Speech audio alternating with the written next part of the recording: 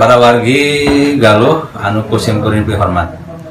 Kita kalau melihat visi Kabupaten Ciamis, kemandirian ekonomi, sejahtera untuk semua, ini parameternya sangat-sangat objektif tapi sekaligus subjektif.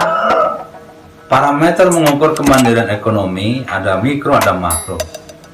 Nah, ini belum terukur. Jadi kita mengukur kemandirian ekonomi di Kabupaten Ciamis ini seperti apa? Itu satu rangkai, satu nafas bahwa kemandirian ekonomi akan menghasilkan kesejahteraan bagi semua. Tapi kalau dibalik, sejahteranya nggak dapat, kalau kemandiriannya juga nggak direalisasikan. Dan Ciamis ini gudangnya UKM. Dan dampak dari COVID ini menimpa semua UKM di Kabupaten Ciamis. Jadi kalau berbicara Ciamis, kita akan berbicara pelaku ekonomi yang semuanya bergerak di ekonomi mikro, ekonomi kecil menengah. Nah, inilah yang harusnya menjadi perhatian Kabupaten Ciamis. Bagaimana menguatkan, mengapresiasi, mensupport UKM di Kabupaten Ciamis menjadi penggerak ekonomi yang mandiri. Disebut mandiri bisa juga lepas dari bantuan pemerintah, atau bisa juga pemerintah memberi fasilitas kemandirian. Nah, goalnya atau endingnya adalah sejahtera untuk semua. Jadi apapun keadaannya, Bapak Bupati dan Wakil Bupati dipilih oleh rakyat Kabupaten Ciamis. Sehingga sepusing apapun dengan COVID-19 yang diatur oleh pemerintah pusat, kita harus tetap memberi perhatian kepada pelaku-pelaku ekonomi supaya mereka mandiri. Kalau sudah mandiri, ending atau goalnya kita semua bisa merasakan sejahtera untuk semua.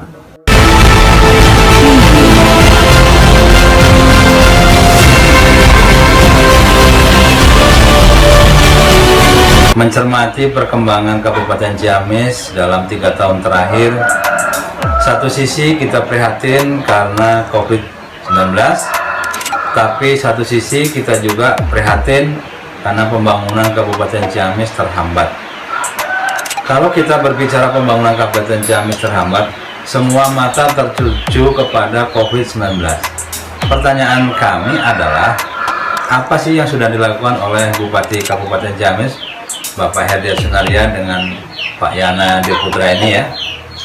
Saya tidak melihat bagaimana mengatasi ini semua dalam rangka menuju kepada visi, yaitu kemandirian ekonomi untuk kesejahteraan kita semua. Ini sepertinya tidak akan tercapai kalau kita selalu berjalan di tempat dan mencari kambing hitam, bahwa kambing hitamnya adalah PPKM, COVID-19 dan sebagainya.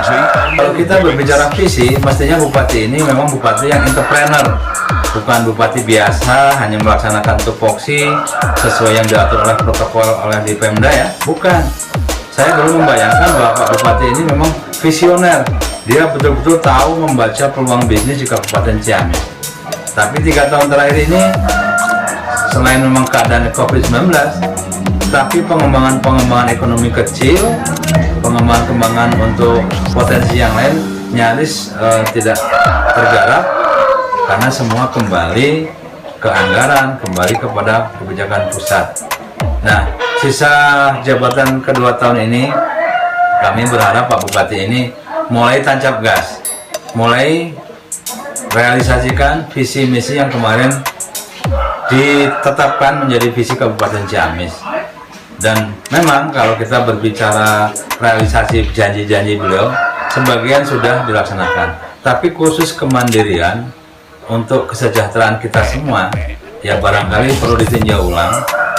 Yang sejahtera ini siapa sebenarnya? Ya, yang sudah menikmati kesejahteraan ini siapa sebenarnya? Gitu. Apakah semua? Apakah sebagian?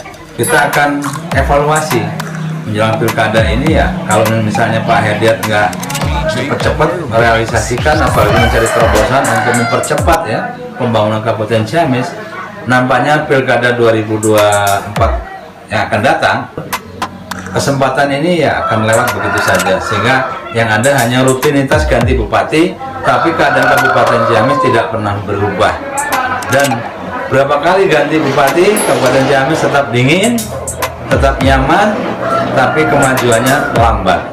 Kita hanya menikmati pembangunan zaman Bupati Taufik ya, yang membangun pasar, yang membangun alun-alun, yang membangun stadion. Tapi bupati setelah Bupati Taufik, nampaknya yang monumental hanya Pak Oma membangun Masjid Agung ya. Ya manfaatkan ya rutinitas sajalah. Jadi kalau ini nggak cepet-cepet kita cari terobosan, kita cari solusi, maka Kabupaten Ciamis 2 tahun mendatang hanya begini, begini, dan begini. Maka bagi Anda yang minat menjadi bupati, sebaiknya Anda berpikir mengevaluasi perjalanan bupati-bupati yang sebelumnya. Kalau tetap Anda sama, ya jangan nyalon lah. Takutnya masyarakat Ciamis begini lagi, begini lagi. Oke, para wargi Galuh, sampai di sini ya. Salah satu tinjauan ulasan dari Sergap Report.